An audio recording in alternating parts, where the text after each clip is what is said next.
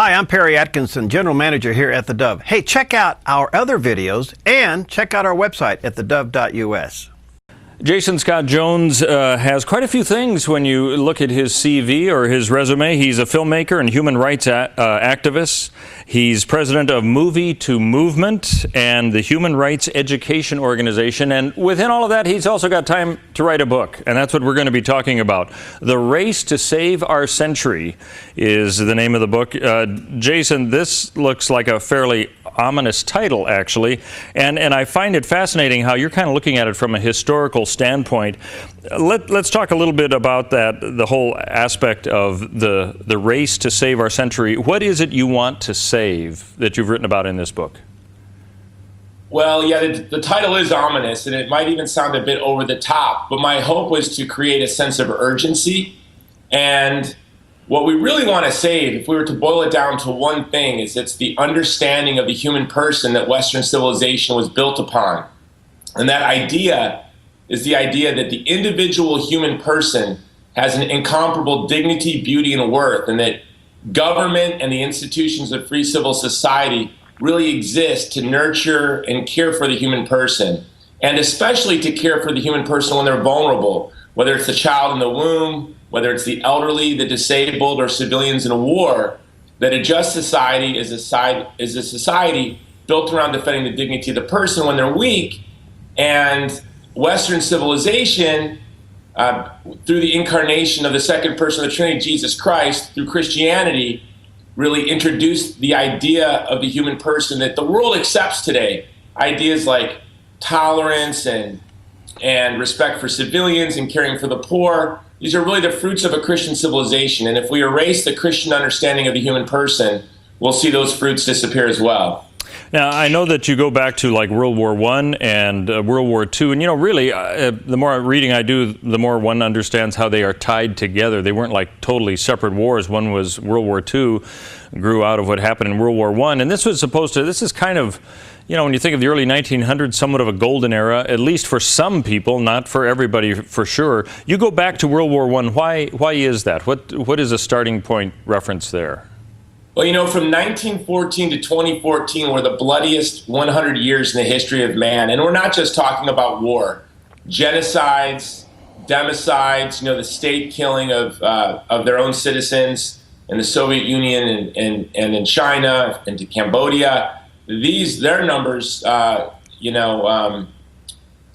higher than the casualties from war. And so beginning with World War I in 1914, and my book came out at the end of 2014. That century was the most violent century in the history of man. And just like you said, you can't separate World War I from World War II. It's almost an artificial distinction. Well, obviously, you can't separate the next 100 years from the past 100 years, that they're intimately connected. And the ideologies that led to the tragedy of the 20th century have not gone anywhere. In fact, in many ways, they've morphed into what we call, my co-author and I call, subhumanism. This degraded view of the human person. And so if we want to create a culture of life, if we want our posterity to live in peace, and we have to go about reintroducing and advocating for those principles that a just society are founded upon. I think it's a perspective that a lot of us haven't really considered, how violent and dangerous perhaps the last 100 years is. What have you been able to put your thumb on as to why things have escalated so much in the last 100 years? Well, I think if you wanted to look at just one point, a loss of respect for the human person. In the late 19th century and the 20th century, this new degraded vision of the human person was introduced into the West, and the inevitable fruit of that was totalitarian socialism, fascism, Nazism, the culture of death today with abortion, assisted suicide, euthanasia, a lack of respect for civilians, and total war. But we looked at 5 ideologies of evil: racism and nationalism, utopian collectivism, radical individualism is another one. That's the one I think that we are battling with today more than anyone. Also, utilitarian hedonism is an ideology of evil that we're struggling with today, and total war. So when we look at these ideologies of evil in the 20th century, we have to ask, do they exist today?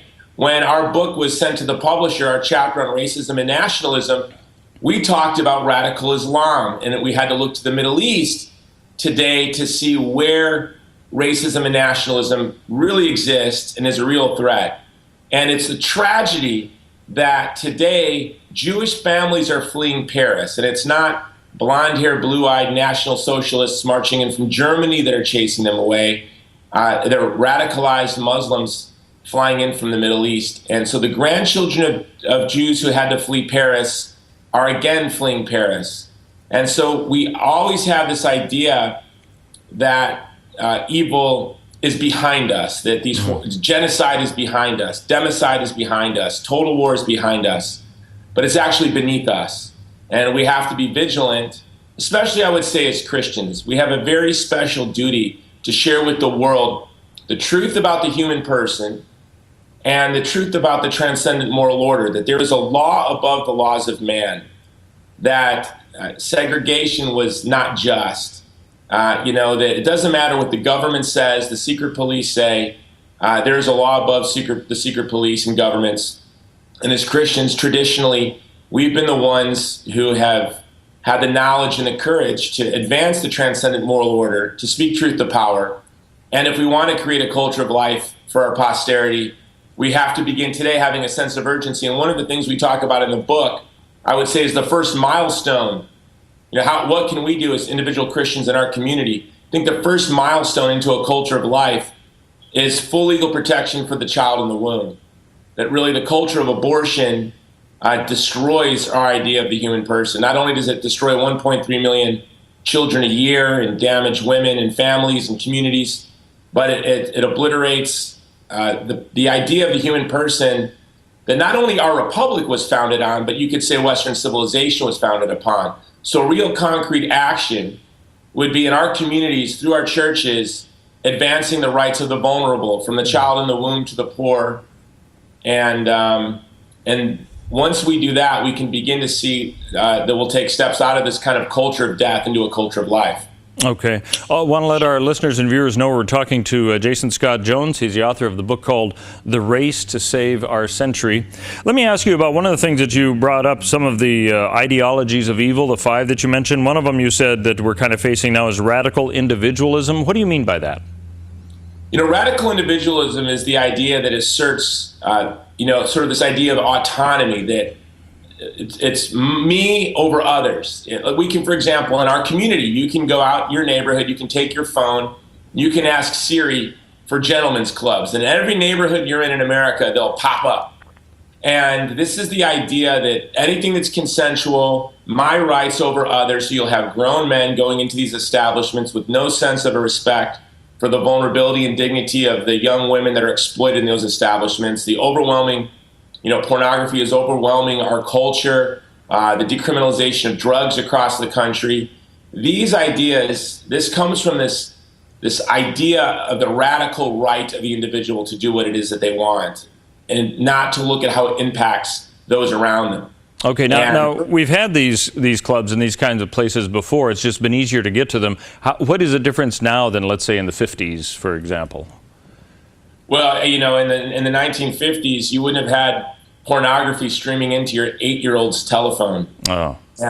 And it's a real tragedy. In 1986, Alan Bloom, who I think was sort of a secular philosopher from the University of Chicago, he even wrote then about how sexual immorality is beginning to slip its leash. So we've always had, when I speak to young people about pornography, I tell them that if your great-grandfather, when he was 16 years old, had an iPhone, and on the other side of that, through that phone, he could look at pornography, chances are your great-grandfather, just like you, would have been doing what you're doing. The challenge is this technology. And what we really need to do is be ever more vigilant in protecting the vulnerable and beginning to think in solidarity with the weak. We need to begin to have young men think, when you go into a place like that, how are you participating in the exploitation of the vulnerable? And just because it's consensual or quote unquote consensual, whether it's the exploitation of illegal migrant labor, or the sexual exploitation of young women, even if they believe it's a consensual relationship. These relationships are based upon those with certain privileges and opportunities exploiting the weak. And if we want to have a just society, especially with the power of technology, we have to become increasingly more vigilant. And the church, Christians need to speak up, because if we do not, there will be no one out there to do it. When you look at the challenges that totalitarian socialism and fascism pose to Western civilization, radical individualism, I say, was almost like chemotherapy. It was a medicine that was very useful. Sort of the Anglo-American idea of radical liberty was useful as a partner, or as like almost a medicine, but you can't live off of medicine. And chemotherapy as a medicine is also a poison, it can kill you. And so the radical individualism that we saw as useful in our challenge against totalitarianism today, through the culture of death with abortion, pornography, the exploitation of migrant labor here in the United States, or you can think of the sweatshops in China and in Indonesia and India abroad. This is where we as Christians have to be vigilant in speaking out, because if we don't, there's no other philosophy or worldview that's going to have the resources that we have to draw from. And it is the gospel of Jesus Christ. It is Christian anthropology, and it is the truth that there's a law above the laws of man. Do you think Christians have become desensitized to some of the issues that you're talking about, the evil that is around us, so to speak, that you mentioned in your book? You know, I definitely think that it's overwhelming, and sometimes we have become desensitized, and also we may feel helpless, and then we may feel shame. So many of us we come from the culture, so what our friends and neighbors and family members struggle with, we struggle with the very same things. And so we think because of that, we may not have the right to speak. But I think we're victims of this culture. We come from the culture, so we shouldn't let shame keep us from speaking out. And we also have to be vigilant. Oftentimes we're looking at making peace with the world. Christians are always looking for opportunities to agree with the world, and there's so much that we can agree with the world on. But what we really need to be is a sign of contradiction. And we need to speak truth to power. We need to speak truth for the vulnerable. But as far as, especially when it comes to sexual morality and pornography, I think that, yeah, we become desensitized. I have a friend who's a famous Hollywood actor who, after becoming a Christian, said, I'm going to practice, I'm not going to kiss a woman till the altar. And we were checking into a hotel. We were on the road promoting a movie, and he refused to take the key to the hotel. I didn't even notice it. On the back of the key to the hotel was an ad for the spa, but it had a naked woman on it, and from her back, and it was advertising the spa. I didn't even notice it because I've been so desensitized by media. I just saw a key. But as a young Christian man who's practicing chastity, his eyes quickly noticed it, and he refused to take the key. And they had to go find a box in the back, in their storage facility somewhere with keys that didn't have that image on it. So I think all of us living in, you drive down the road with billboards, and you're at Walmart, and there's magazines in the rack, and it's impossible not to become desensitized. Well, I'll tell you what, it sounds like you hit on a whole lot of topics here. Let me mention the name of the book again, The Race to Save Our Century, Jason Scott Jones, and he's got 5 core principles talking about some of the issues that maybe you haven't even considered. Jason, thanks for being with us. I appreciate it.